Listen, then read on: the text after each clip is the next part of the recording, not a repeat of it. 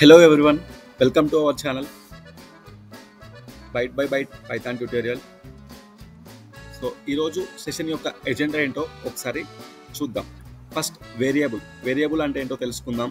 And data types అంటే ఏంటో తెలుసుకుందాం. డేటా టైప్స్లోని ఇంట్ అంటే ఏంటి, ఫ్లోట్ అంటే ఏంటి, స్ట్రింగ్ అంటే ఏంటి, బూలెన్ అంటే ఏంటో వాటి గురించి కూడా తెలుసుకుందాం. అండ్ అసైన్మెంట్ ఆపరేటర్ అంటే ఏంటి, దాన్ని ఎలా యూజ్ చేస్తారనే వాటి గురించి ఈరోజు మనం సెషన్లో తెలుసుకుందాం. First variables are like containers for storing values.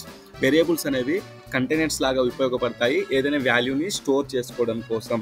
So values అంటే ఏంటి, సింపుల్గా వేరియబుల్స్ అంటే ఏవైతే స్టోర్ చేసుకోవడానికి యూజ్ అవుతాయో వాటిని వేరియబుల్స్ అంటాము. ఏవైతే మనం స్టోర్ చేస్తున్నామో వాటిని వాల్యూస్ అంటామని అర్థం చేసుకోండి. ఇది మనం ఒక ఎగ్జాంపుల్ ద్వారా చూసినప్పుడు మనకి ఇంకా సింపుల్గా అర్థమవుతుంది. నెక్స్ట్ వచ్చేసి డేటా టైప్ అంటే ప్రతి ప్రోగ్రామింగ్ లాంగ్వేజ్లో ప్రతి ఒక్క వాల్యూ అనేది దాని యొక్క డేటా టైప్ తోటి అసోసియేట్ అయి ఉంటుంది. సో దాన్ని మనము డేటా టైప్ అంటాము. సో ఇక్కడ మనం కొన్ని data types, common used data types గురించి తెలుసుకుందాం. ఫస్ట్ స్ట్రింగ్ అంటే ఏంటి అని, ఇంటీజర్ అంటే ఏంటి అని, ఫ్లోట్ అంటే ఏంటి అని, బూలెన్ అంటే ఏంటి అనే వాటి గురించి మనం ఫర్దర్గా నేర్చుకుంటూ వెళ్దాం. సో అండ్ ఇంకొకటి ఏంటి అంటే మనం మ్యాథమెటికల్ ఆపరేషన్స్ అనేవి ఓన్లీ 2 డేటా టైప్స్ మీదనే చేస్తాం. సో ఇంటీజర్ అండ్ ఫ్లోట్ అనే డేటా టైప్స్ మీదనే మనం మ్యాథమెటికల్ ఆపరేషన్స్ అన్ని పర్ఫామ్ చేస్తాం. సో ఫస్ట్ స్ట్రింగ్తో స్టార్ట్ చేద్దాం. స్ట్రింగ్ అంటే ఏం లేదండి, ఒక stream of characters enclosed with codes. So ఏదైతే ఒక stream of characters or bunch of క్యారెక్టర్స్ని ఒక గ్రూప్ ఆఫ్ క్యారెక్టర్స్ని డబల్ కోట్స్లో కానీ సింగిల్ కోట్స్లో కానీ మనం యూజ్ చేసినప్పుడు దాన్ని స్ట్రింగ్ అంటాము. సో ఆ స్ట్రింగ్ యొక్క ఎగ్జాంపుల్స్ ఎలా ఉంటాయి అనేది ఒకసారి చూద్దాం. So capital letters A to Z అని యూజ్ చేయొచ్చు. ఆ డబల్ కోట్స్ మధ్యలో capital letters from A to Z అని యూజ్ చేయొచ్చు. Small letters from A to Z అని యూజ్ చేయొచ్చు. డిజిట్స్ 0 to 9 అని యూజ్ చేయొచ్చు. ఏదైనా స్పెషల్ క్యారెక్టర్స్ యూజ్ చేయొచ్చు. అండ్ స్పేస్ బార్ కూడా యూజ్ చేయొచ్చు. కొన్ని ఎగ్జాంపుల్స్ ఇక్కడ ఉన్నాయి చూడండి. సో మనం స్ట్రింగ్ అనాలి అంటే అది డబల్ కోట్స్లో అయినా సరే సింగిల్ కోట్స్లో అయినా సరే పెట్టి ఏదైనా మనం దేనినైనా స్ట్రింగ్ అనాలి అనుకోండి, అది డబల్ కోట్స్లో అయినా సరే సింగిల్ కోట్స్లో అయినా కంపల్సరీ ఉండాలి. సో అప్పుడు మాత్రమే దాన్ని మనము స్ట్రింగ్ అని అంటాము. సో డబల్ కోట్స్లో ఉన్న సింగిల్ కోట్స్లో ఉన్నా కూడా అది స్ట్రింగ్ కిందనే కన్సిడర్ అవుతుంది. సో నెక్స్ట్ ఇంటీజర్ అంటే ఏంటి? సో ఆల్ హోల్ నెంబర్స్ అండి, పాజిటివ్ కానీ నెగిటివ్ కానీ జీరో కానీ వితౌట్ ఎనీ ఫ్రాక్షనల్ పార్ట్ ఉంటే మాత్రమే మనం ఇంటీజర్ అంటాము. సో కొన్ని ఎగ్జాంపుల్స్ ఉన్నాయి చూడండి. ఇక్కడ -3, -2, -1, 0 అండ్ +1, +2, +3. సో ఏదైతే డెసిమల్ పార్ట్ లేకుండా ఉన్న వాల్యూస్ అన్నిటిని మనం ఇంటీజర్ అంటాము.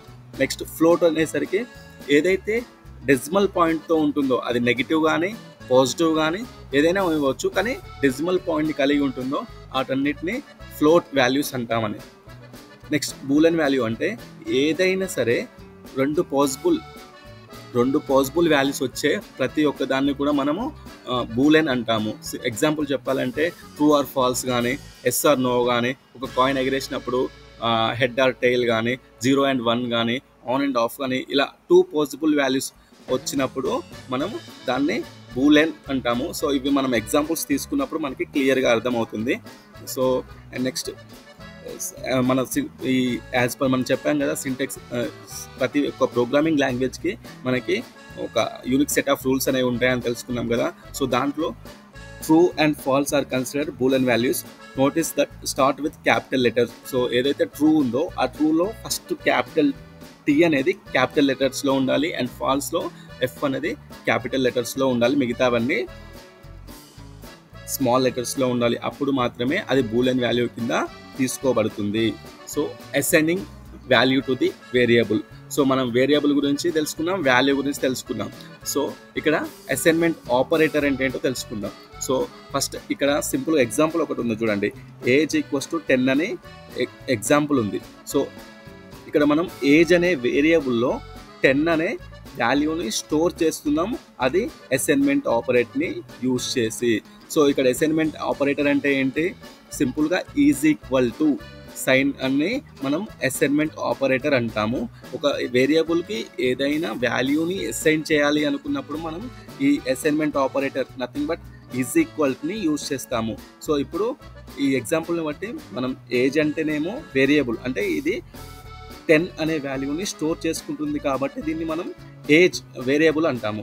సో నెక్స్ట్ 10ని ఇది ఏదైతే వాల్యూ ఉందో దాన్ని మనం ఏజ్ అనే వేరియబుల్లో స్టోర్ చేస్తున్నాం కాబట్టి దాన్ని వాల్యూ అంటాము. సో ఈ రెండింటిని ఒక వేరియబుల్కి వాల్యూని అసైన్ చేయడానికి మనం ఈజ్ ఈక్వల్ టు అనే సైన్ని యూజ్ చేస్తున్నాం కాబట్టి దీన్ని ప్రోగ్రామింగ్ లాంగ్వేజ్లో అసైన్మెంట్ ఆపరేటర్ అంటారు. సో ఇది మీకు అర్థమైంది అనుకుంటున్నాను. ఒకవేళ అర్థం కాకుంటే మళ్ళీ కొంచెం బ్యాక్ వచ్చేసి మళ్ళీ ఒకసారి వినండి. నెక్స్ట్ వచ్చేసి ఈరోజు సెషన్లో మనం ఏమేమి టాపిక్స్ నేర్చుకున్నామో ఒకసారి చూద్దాం. సో వేరియబుల్ అంటే ఏదైతే వాల్యూస్ని స్టోర్ చేసుకోవడానికి మనం ఏదైతే మనకి కంటైనర్ లాగా యూజ్ అవుతుందో దాన్ని వేరియబుల్ అంటామని తెలుసుకున్నాం. సో ఆ కంటైనర్లో ఏదైతే వాల్యూని స్టోర్ చేస్తున్నామో సో ఆ వాల్యూని వాల్యూ అంటామని, ఏదైతే స్టోర్ చేస్తున్నామో ఆ స్టోర్ చేసే దాన్ని మనం వాల్యూ అంటామని తెలుసుకున్నాం.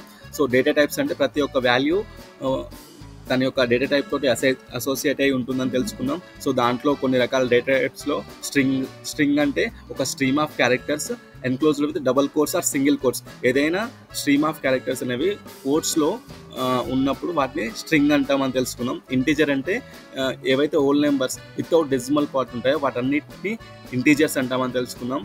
అండ్ ఏదైతే డెసిమల్ పాయింట్ని కలిగి ఉంటుందో సో దాన్ని మనం ఫ్లోట్ అంటామని తెలుసుకున్నాం. నెక్స్ట్ బూలియన్ వాల్యూస్, ఏదైనా 2 పాసిబుల్ ఆన్సర్స్ వచ్చే వాటిని బూలియన్ వాల్యూస్ కింద కన్సిడర్ చేస్తామని తెలుసుకున్నాం. So next assigning value to the variable అన్నప్పుడు ఒక is equal assignment operator use చేసి ఒక వేరియబుల్కి ఒక వాల్యూని ఎలా అసైన్ చేయాలో కూడా తెలుసుకుందాం. సో నెక్స్ట్ ఫీడ్బ్యాక్ అండి. మీరు ఈ సెషన్లో నుంచి కంపల్సరీ ఫీడ్బ్యాక్ అనేది ప్రొవైడ్ చేయాలండి. ఆ ఫీడ్బ్యాక్ని బట్టే నా టీచింగ్ స్కిల్స్ని ఎలా ఎన్హాన్స్ చేసుకోవాలి అన్నది మీరు ఇచ్చే ఫీడ్బ్యాక్ని బట్టే నాకు అర్థమవుతుందండి. సో అండ్ మన ఛానల్ని ఇప్పటి వరకు ఎవరైతే సబ్స్క్రైబ్ చేసుకోలేరో వాళ్ళు సబ్స్క్రైబ్ చేసుకోండి అండ్ లైక్ చేయండి అండ్ షేర్ చేయండి.